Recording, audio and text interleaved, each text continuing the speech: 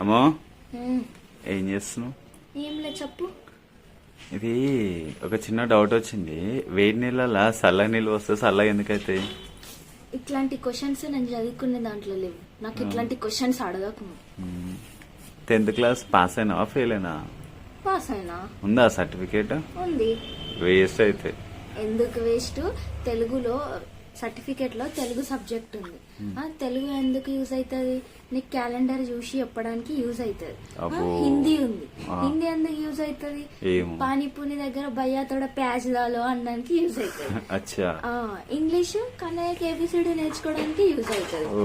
Maths every month DMart లెక్కలు చూసుకోవడానికి use అవుతుంది. సైన్స్ హౌస్ అంతా క్లీన్ ఉంచుకుంటున్నా కదా రోజు, దానివల్ల సైన్స్ వల్లని.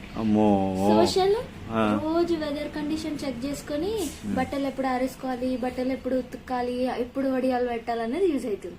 ఇంత మంచిగా యూజ్ అవుతుంటే వేస్ట్ అంటావు నువ్వు? నాకంత తెలివి లేదు కదమ్మా, ఇట్లా కూడా వాడచ్చు అనే సబ్జెక్టులని.